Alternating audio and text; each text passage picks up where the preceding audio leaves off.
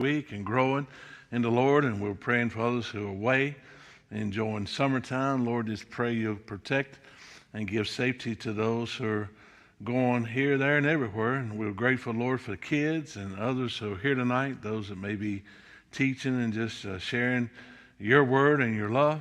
And we just ask you, Lord, you bless us upon this time as you've allowed us to be here together. Grateful for those who are allowed to be here and for those who may tune in later on.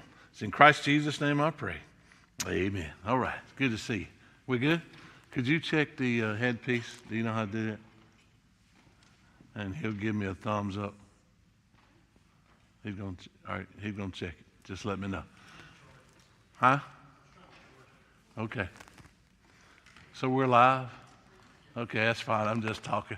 We're just talking. This is live, you know. There's things you got to do, and it's all good. Welcome to those that might be joining us online. I think we're now connected with you.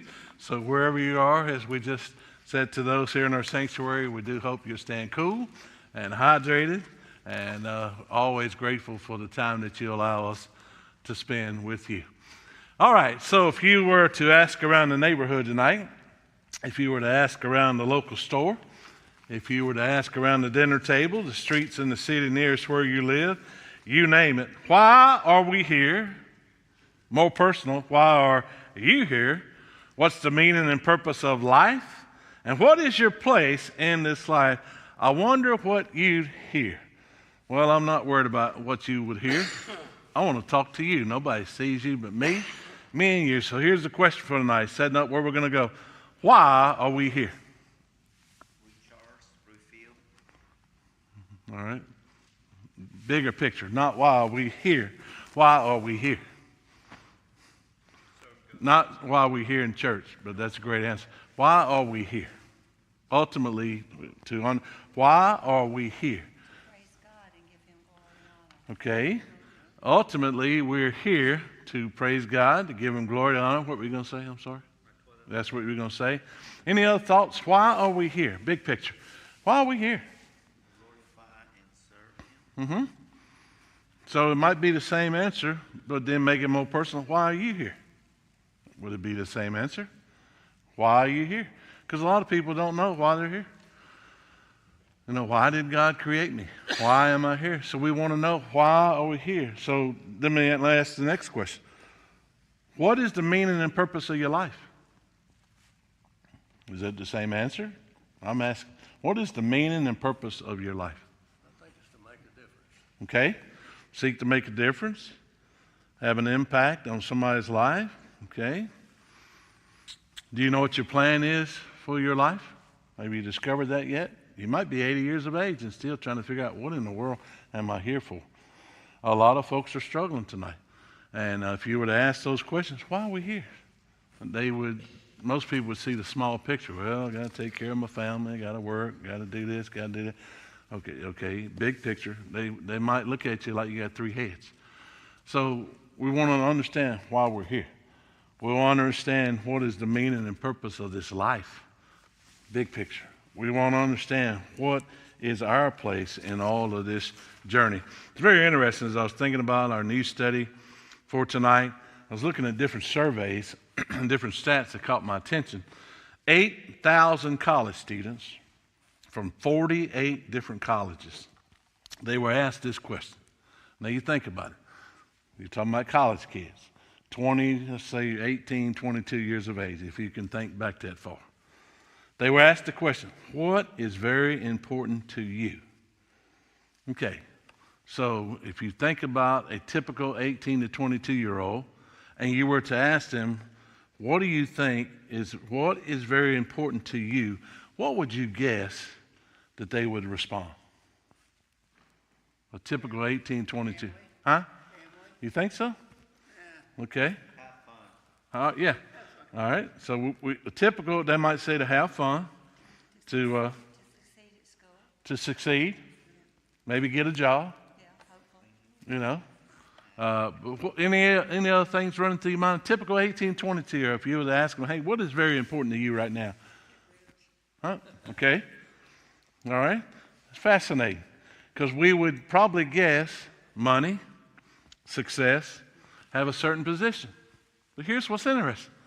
8,000 college students, 48 different colleges, only 16% said that what was most important to them and very important to them was money. 78% said they wanted to find meaning and purpose in their life. I thought that was fascinating. So, with that in mind, if you look around our world tonight, you think about our world, you think about our nation, you think about our state, think about our community. People tonight are looking and longing and seeking and searching for happiness, for satisfaction, for contentment, for purpose, for fulfillment, for meaning. They're looking for all these things, but unfortunately, far too many are looking in all the wrong places. Far too many are looking in all the wrong faces. Far too many are looking in all the wrong things. And they're still empty. And they're discouraged. And some are mad. And a lot of them are frustrated. And some of them are depressed. So what's the answer? What is the answer to this journey called life?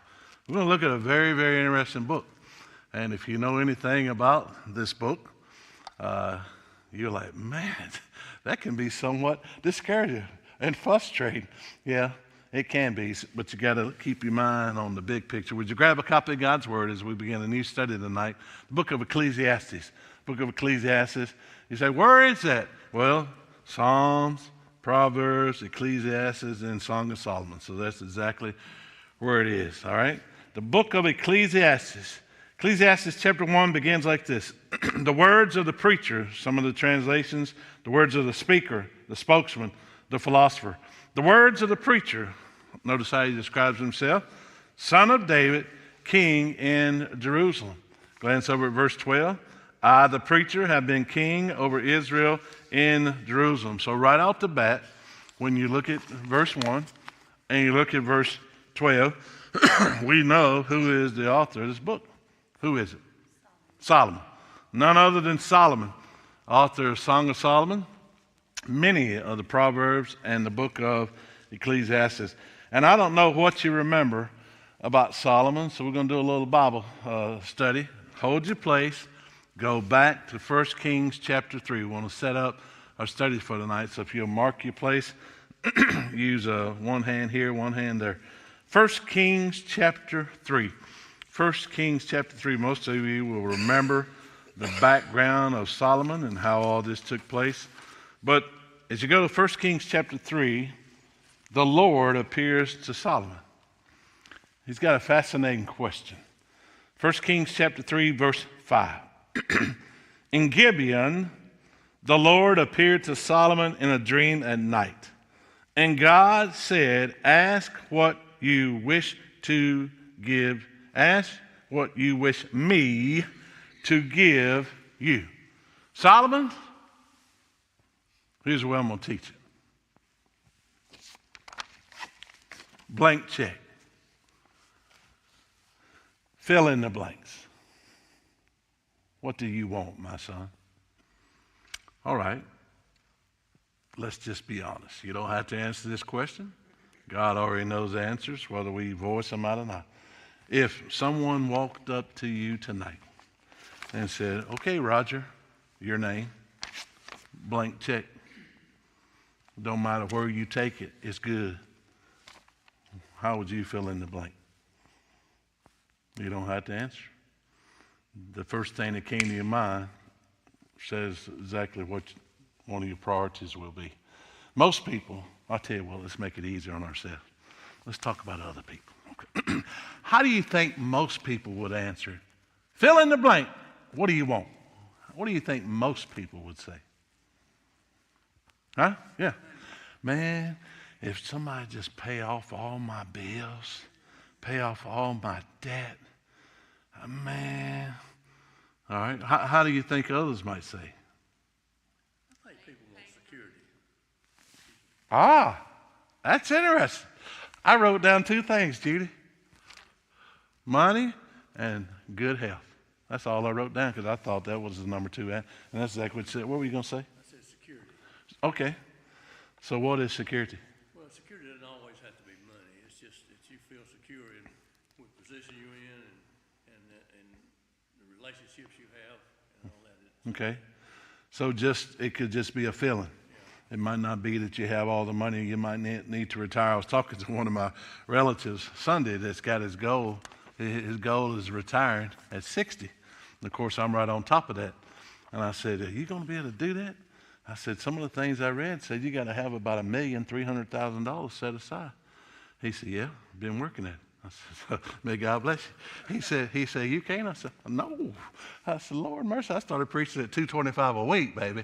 And I said, there ain't no way. I ain't even close. I said, I ain't even thinking about retiring. I'm just thinking about living and trying to go as hard as I can till the Lord calls me home or I die. I said, it ain't even crossed my mind. But most people would talk about money, health, security. The Lord says to Solomon, what do you want? What do you want?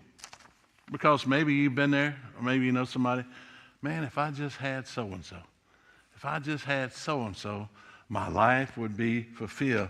I would be fine. But that may not be the case at all, as we're going to see through the life of Solomon. Look at same chapter, 1 Kings chapter 3, look at verse 6 through 9. Solomon said, you have shown great loving kindness to your servant David, my father, according as he walked before you in truth and righteousness and uprightness of heart towards you. You have reserved for him this great loving kindness that you've given him a son to sit on his throne as it is this day. Now, O Lord my God, you have made your servant king in place of my father David. Yet I am but a little child. I do not know how to go out or come in. Your servant is in the midst of your people, which you have chosen, a great people, which are too many to be numbered or counted. So here it is. So give your servant an understanding heart to judge your people, to discern between good and evil, for who is able to judge this great people of yours? Wow. Empty check, Solomon. What you want? Lord, I need wisdom. I need guidance. I need direction to work with your people. I am not even close to where Dad was. So I need your wisdom. Well. Look at verse 10 through 13. It was pleasing in the sight of the Lord that Solomon had asked this thing. God said to him, because you've asked this thing and not asked for yourself long life, nor have asked riches for yourself, nor have you asked for the life of your enemies, but you've asked for yourself discernment to understand justice. Behold, I have done according to your words. Behold, I have given you a wise and discerning heart, so that there has been no one like you before you, nor shall one like you arise after you. I have also given you what you have not asked, both riches and honor, so that there will not be any among the kings like you all your days. Wow. Go to chapter 4, 1 Kings 4. I just want to read these and we'll get back in Ecclesiastes. 1 Kings 4, look at 29. Now God gave Solomon wisdom, very great discernment, breadth of mind, like the sand that's on the seashore. Solomon's wisdom surpassed the wisdom of all the sons of the east and all the wisdom of Egypt, for he was wiser than all men. 32. He spoke 3,000 proverbs. He wrote 1,005 songs. He spoke of trees, from the cedar that's in Lebanon, even to the hyssop that grows on the wall. He spoke also of animals and birds and creeping things and fish. Men came from all peoples to hear the wisdom of Solomon, from all the kings of the earth who have heard of his wisdom. And we know that Solomon was indeed wise, and we'll see that Solomon was indeed blessed, but we also will learn where Solomon was indeed foolish, greedy, and the brother was definitely lustful. 700 wives, 300 concubines, got a little power hungry. Bottom line is, we setting up our study for tonight, Solomon denied himself of nothing. He didn't have to. He could do anything he wanted to do at any time he wanted to do it, and he did. And yet here's what he discovered. the things of this world, they cannot. They do not. They will not satisfy our soul, because they can't. And that's what people don't understand tonight. There are people who are absolutely killing themselves to have everything that this world offers when it's all temporary, it's all materialistic, it's all here, and it's gone. And Solomon will learn that lesson and try to drive home that lesson. In fact, one of the principles that we'll see from Ecclesiastes and from the life of Solomon is this, and I quote, "Everything is nothing if everything is all there is." Everything is nothing if everything is all there is, because only a relationship with God makes things matter. Now, you try to tell that to folks, they'll look at you like you lost your mind. I had a conversation with somebody the other day, and they were talking about all this and all that, and I said, but you really need a relationship with Christ. What? I said, you need a relationship with Christ. No, I don't. I said, yeah, you do. And until you understand that, you're always going to be lacking in what you really need. I said, some of my prayers that you would really understand that. I said, most people will not understand that, but I pray that you will. Because most people will not understand it. They're not open to that. They don't understand that. They feel like if I've got your word, if I feel like I'm secure in what I have, I don't need God, and I don't need the church. And especially here lately, it's been very painful. The last 2 weeks have been very painful if you're keeping up with anything going up in church, going off in churches across America, and especially regarding pastors across America. There's been 5 situations in 2 weeks, and it hurts. And people use that because if one pastor's sorry, then they put us all in the same bag and we all sorry.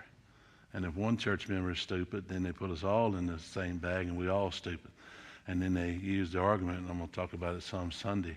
See there? You don't need no church. Look at them people. I'm better than they are, because we're looking at all the wrong standards. But the last 2 weeks has not helped us at all. Not at all.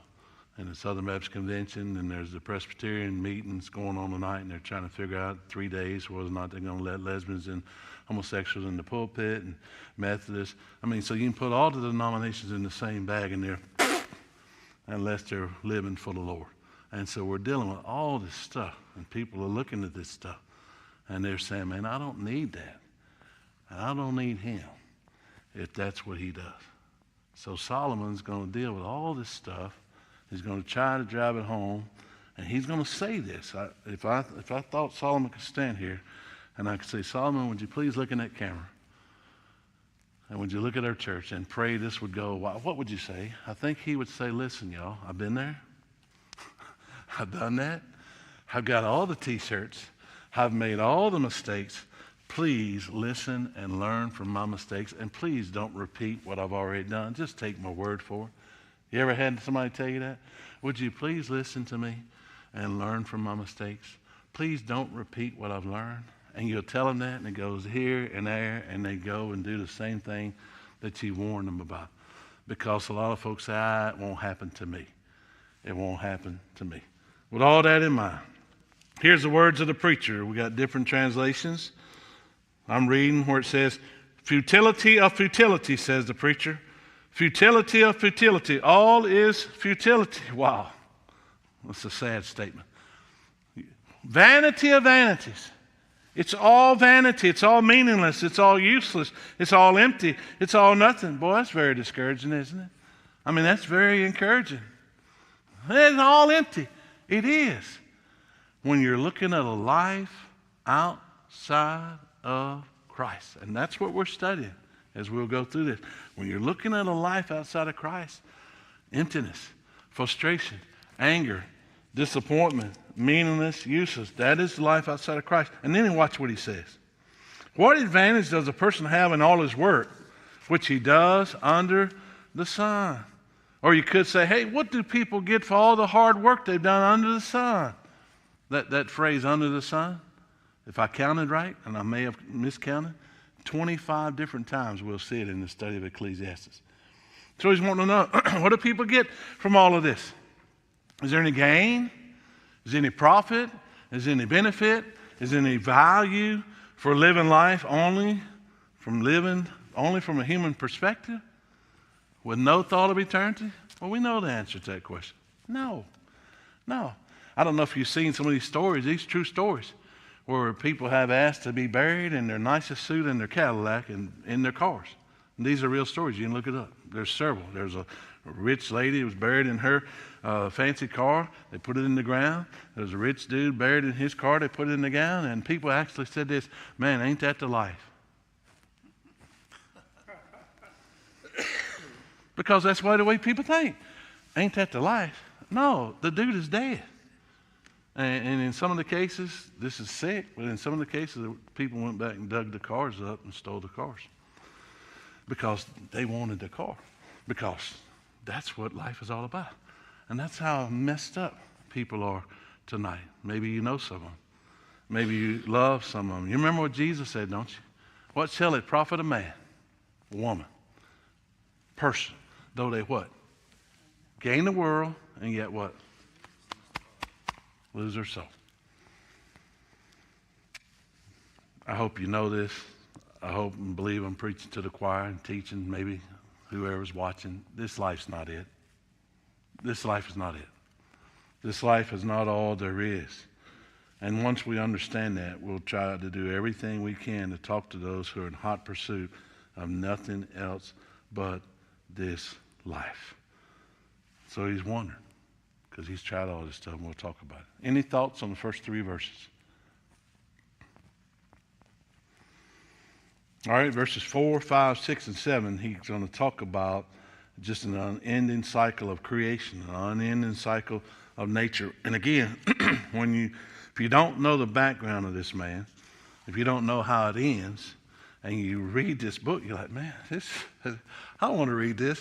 This is so negative. This is so discouraging. Watch what he says. A generation goes, generation comes, but the earth remains forever. Also, sun rises, sun sets. Hurrying to its place, rises there again. Blowing toward the south, then toward the north. Wind continues swirling along. And on its circular courses, the wind returns. All the rivers flow into the sea, yet the sea is not full. To the place where the rivers flow, there they flow again. It's just an unending cycle of creation. An unending cycle of nature. And then he says this, all things are wearisome.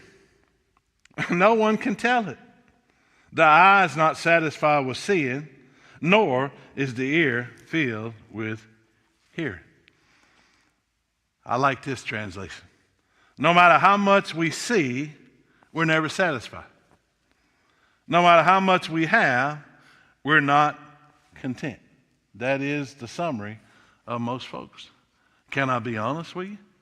You know, I've been blessed. We were talking, in fact, we had a conversation. We got out here and we had prayer before the youth loaded up.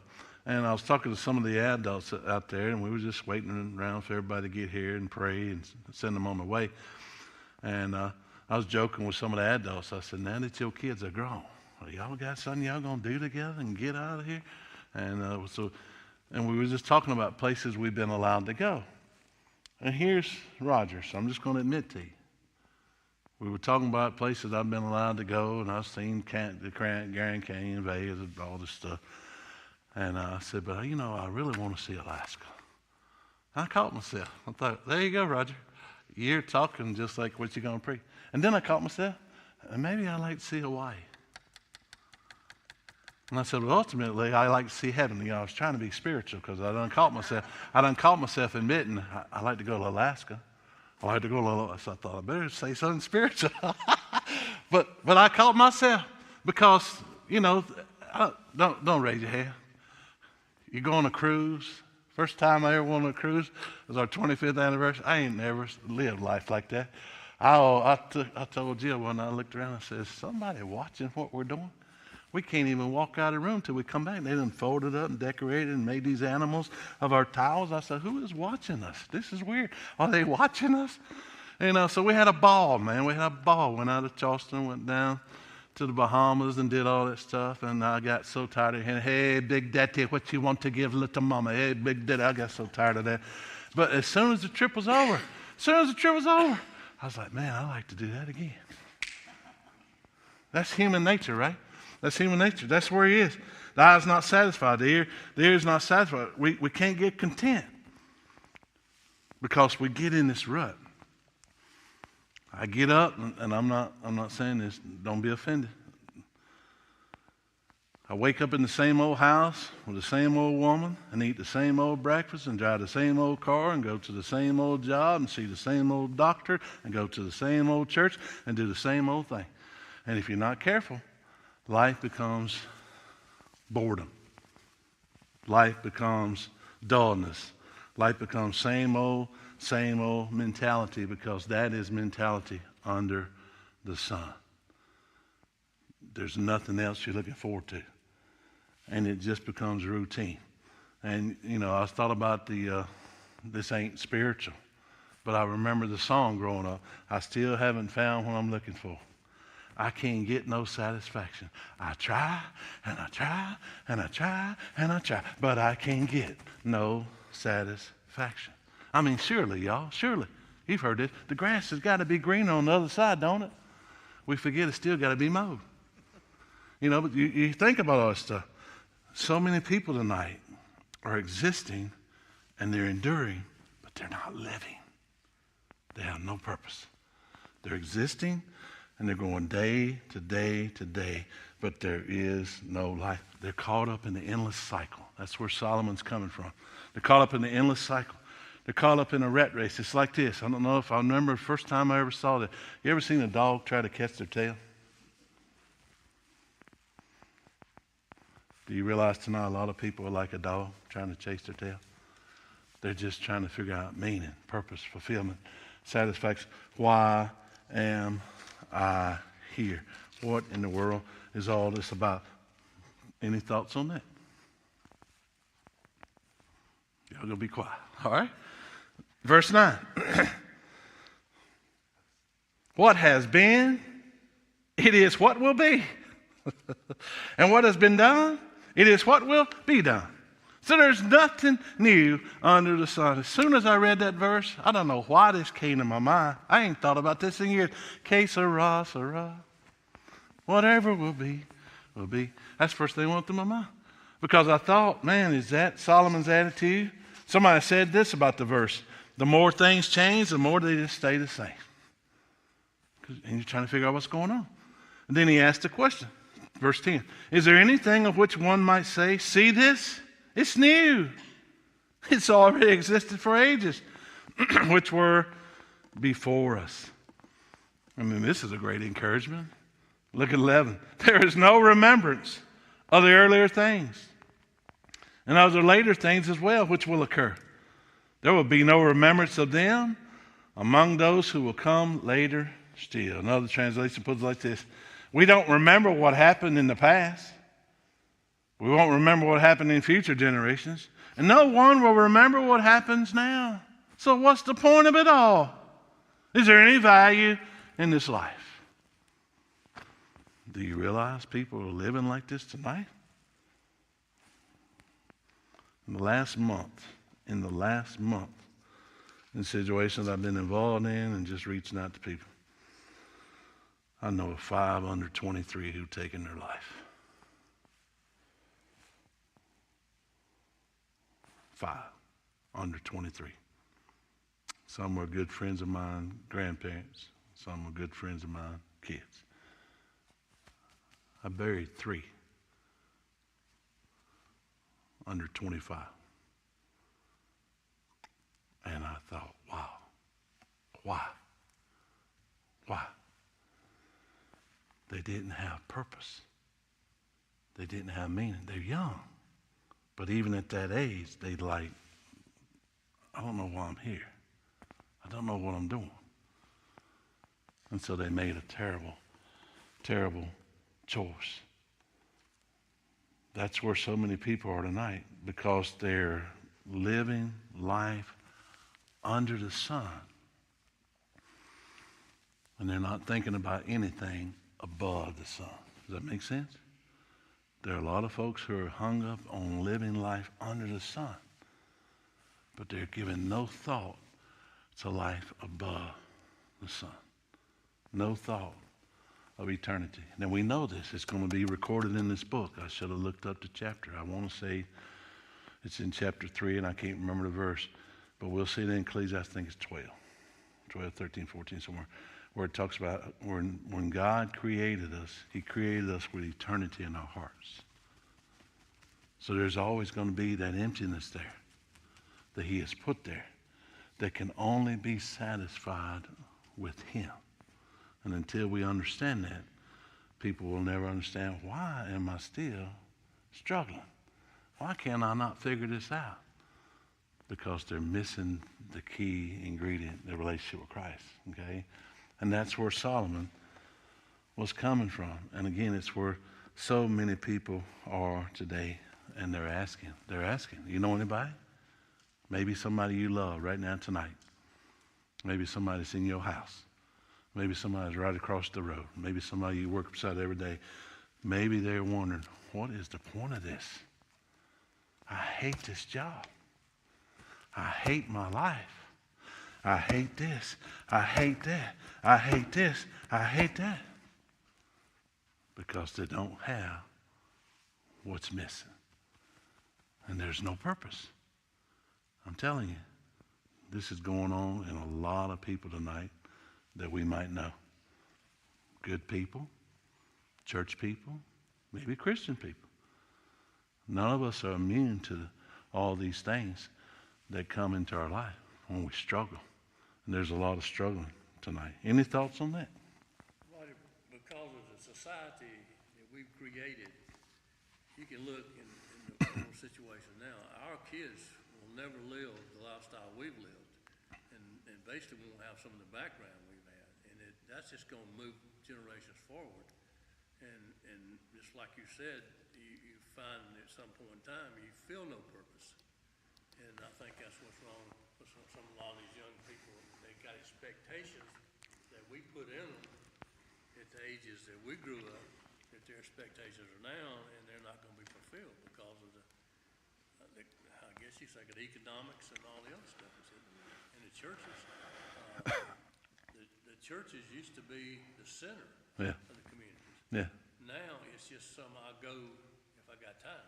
Yeah, it is. I think I shared with you Sunday, and this ain't nothing to brag about. But I've been Southern Baptist all my life. Again, that doesn't matter. Your label does not matter. Based on the convention we just had, there's 12.8 million Southern Baptist church members. Sunday, there might have been 19 or 20% that actually were involved in a small group. There might have been 30% actually involved in worship of the Lord. So it's not priority with those who even own the church roles. It's not. So if it's not priority with those who are supposed to be Christians, then it ain't going to be priority with nobody else. Man, I talk to this class all the time. One of my biggest prayers, y'all know this, we're working on some things and trying to do a better job with across the street, and we're working on a big project coming here the second Sunday of September. But how do we reach out to these families? Because I look at that class every week and I say, listen, you're in there. I say, you don't know how important y'all are to the life of this church. Because if y'all don't come, we ain't got no kids. But if you come, we got kids. And I said, if this class right here would just show up, there's 20-some kids right now. I said, I'll take 20-some kids. And I've shared with you before, just make it a matter of prayer, that if we could have our kids, well, if we could have our parents make it a priority and bring their kids on any given Sunday in this church, we would have 40-some kids and youth. That's larger than a lot of churches tonight. So it's not that we don't have the folks, it's just not a priority. So we got to pray. And it was interesting because I dealt with that Sunday at the churches over. People felt bad. I said, I don't mean for you to feel bad. I said, I'm not preaching to make you feel bad. I said, but the bottom line is until he becomes a priority, nothing changes in your life. Once he becomes a priority, you ain't got to pray about nothing. You don't pray about it. I'll pray. No, he's priority. He's priority in your life. He's priority in your marriage. He's priority in your home. I said, once he's priority, it's over. But you got to make it priority. All right. Any other thoughts on that? Okay. If you don't become a part, when a young mind is where we have to be, reach. Because if we don't reach that young mind at this age and level, they won't ever feel the full force of it. Yeah. No, it is. It's crucial. It's crucial now more than ever. Like I said, every time I appreciate a lot of your grandparents in this church who are stepping up to do things with your grandkids, and I appreciate that you're doing that. Every time I look at my grandchild, I'm like, oh, Lord, I just want you to know the Lord. And I want to do all I can to help you. And I want to do all I can to protect you. I want to do everything I can. And I know everything's not in my hands. But, again, I love kids. I always have.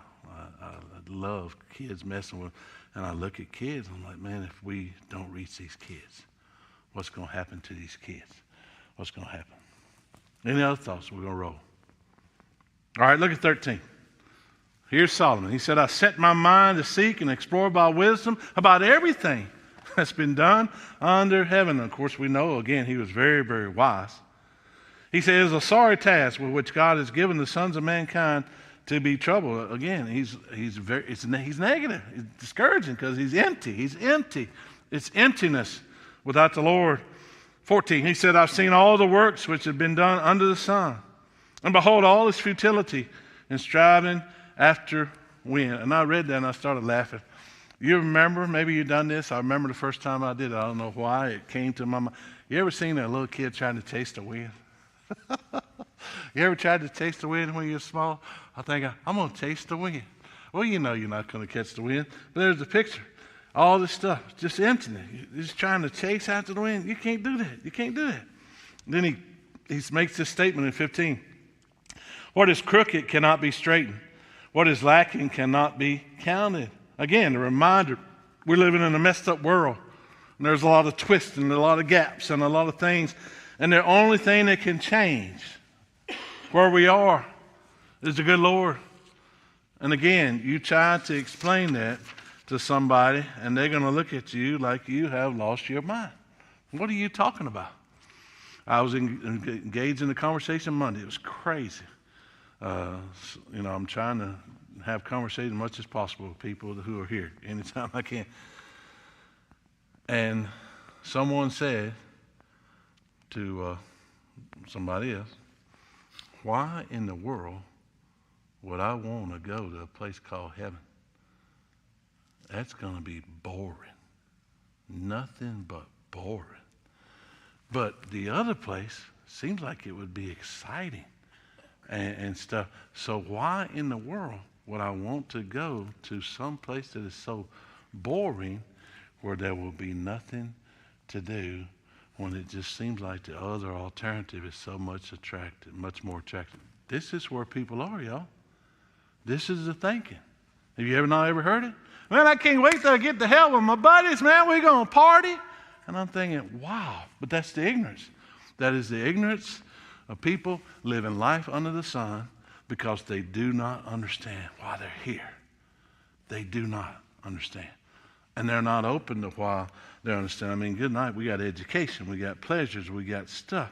If that can't satisfy me, nothing can. And people are stumbling and they're falling like Solomon did. Yes? They're grown up. When I grew up, the preachers would have told them about hell and they wouldn't have wanted to go there. Yeah. They don't know it. Nobody tells them. Well, a lot of it, okay. A lot of it's got to go back to the home. Church should follow up on what's going on at the home. If you think about a typical, I'll chase this bird. If you look at our church right now, and you look at a 9:15 Bible study, a 10:30 worship, and a 7 o'clock Wednesday, and you just say all of them are okay? So that's 3 hours a week. out of 168 hours. There is no way in 3 hours we can have the impact we need to have if nothing's going on outside of here. You've heard me say it, and I'll say it till I'm blue in the face. Nothing happens inside of here. It is not a result of what happens outside of here. So I agree with you. A lot of it's not being taught, and it's not being talked about. Yeah, it's real, y'all. This is so real. Solomon lived that life, and he's stumbling, and he's stumbling, and he's stumbling. In fact, look what he says in 16, and then we'll open the floor. He said, I said to myself, behold, I have magnified and increased wisdom more than all who were over Jerusalem before me. But watch what he said. Did you notice what he said? I said to myself. He's looking inward. Sometimes we're looking inward. We're looking in all the wrong places, all the wrong faces, all the wrong things. We're thinking, if I watch this person on TV who's not even a real doctor, but I really want to see what he's got to say, surely he'll help me. But he ain't even a real doctor. But we watch him because we think he knows something. And we watch this lady who's got this big audience who doesn't believe in anything. But she's got all this money, so surely she knows what she's talking about. And this is happening every day. It's happening every day. I had a conversation with somebody today and said, I love watching soap operas. You have a problem with that? I said, you need to get a life. I said, I love you. You need to get a life. I said, what are you going to learn from those things? You're not going to learn anything. People are looking inward, man. And we know he was wise. I magnified and increased wisdom more than all who were over Jerusalem before me. My mind has observed a wealth of wisdom and knowledge. The man was brilliant. He said, and I applied my mind to know wisdom and to know insanity and to know foolishness. And I realized this is also striving after wind. He went after everything because he could. And we're going to talk about it. Wine, women, wealth, work. He could do it all. The man was loaded. But he was empty. And he was empty. And thank God he'll wake up. But we got to work through all this process as we'll go through this study. And then he said this. This is kind of interesting. Because in much wisdom there's much grief. And increasing knowledge results in increasing pain. I was looking for something a little bit easier. I like this translation. The greater my wisdom, the greater my grief. To increase knowledge only increases sorrow. It's not positive. It's not encouraging. But maybe you've been there. Maybe somebody there. There are people tonight, and maybe you are. Maybe you are, I don't know. Maybe you've been there.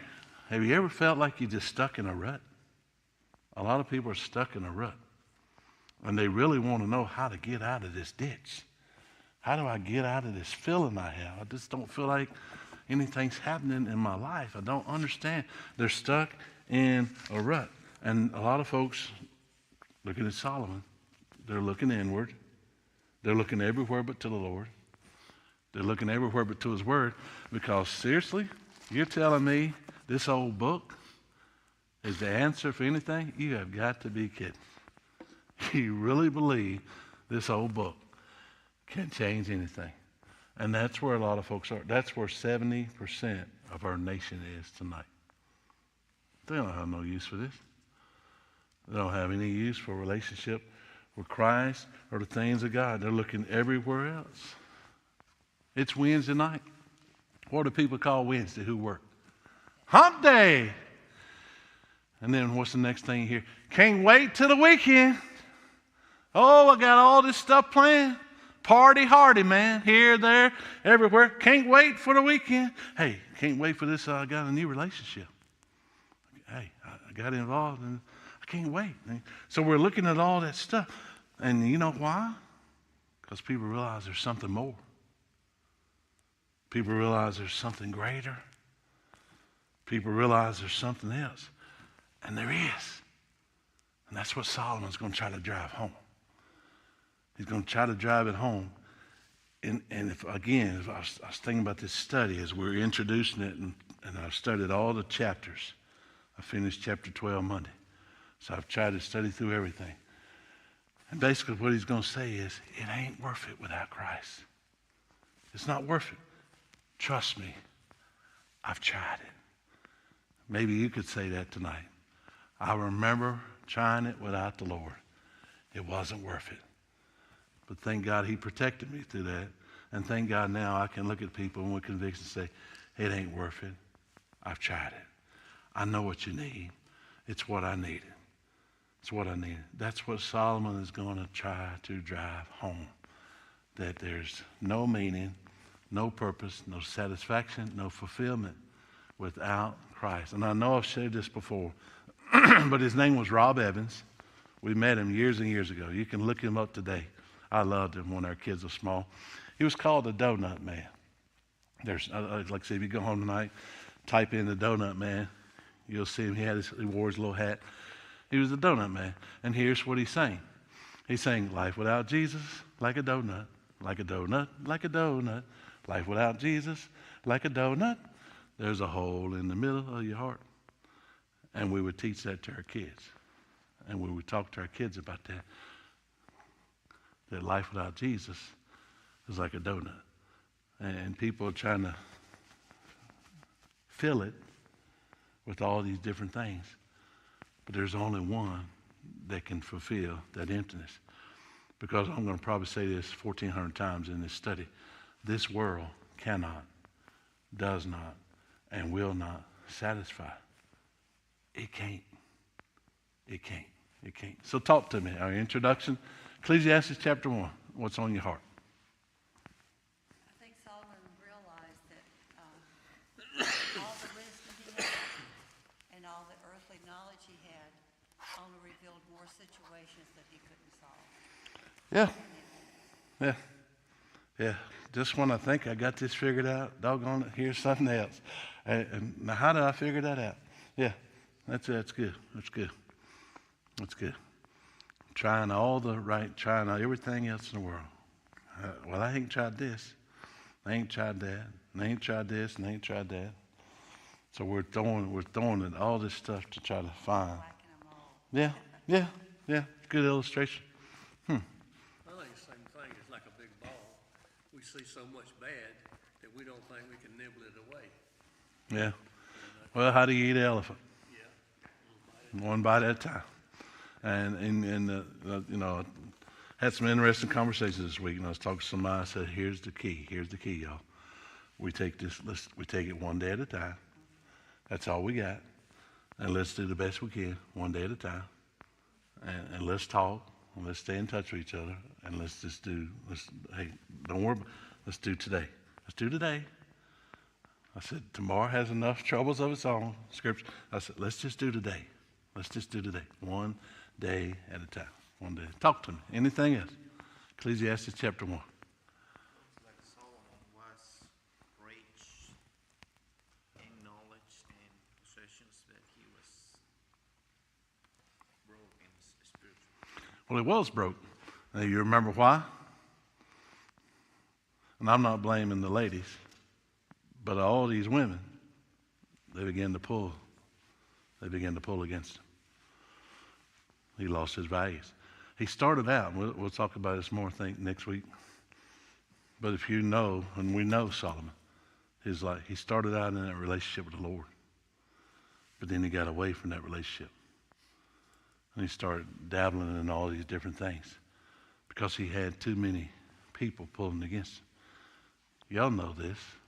There's a lot of opinions out there. There's a lot of advice out there. And if we're not wise and we take the wrong opinions and wrong advice, we can be led astray. Just like that. You can be led astray from someone standing right there. You can be led astray from someone standing right here. You can be led astray by someone you watch on the TV. That's why I've been reminded, especially the last 2 weeks, we must always keep our focus on the good Lord. Always. Ultimately, we must keep our focus on the Lord. Anything else? All right, it's going to be a good study. I hope and pray that you'll join us each and every week. I'll keep you posted. There's some things coming up in July that I'll talk to our folks about tonight, and I'll keep you posted about dates. We got VBS and other things where we won't be meeting, and I'll try to let you know ahead of time. But good Lord willing, we'll be back with you Sunday. Fascinating chapter. It's going to be interesting. 1 Corinthians chapter 5. Go ahead and read up on it. and join back with us. Better yet, if you're living close by, we'd love to have you right here. Love to have you worship with us. Have a great evening. May God bless you. Contact us. Let us know if we can pray with you, come along beside of you, anything that we might do here at Second. We've considered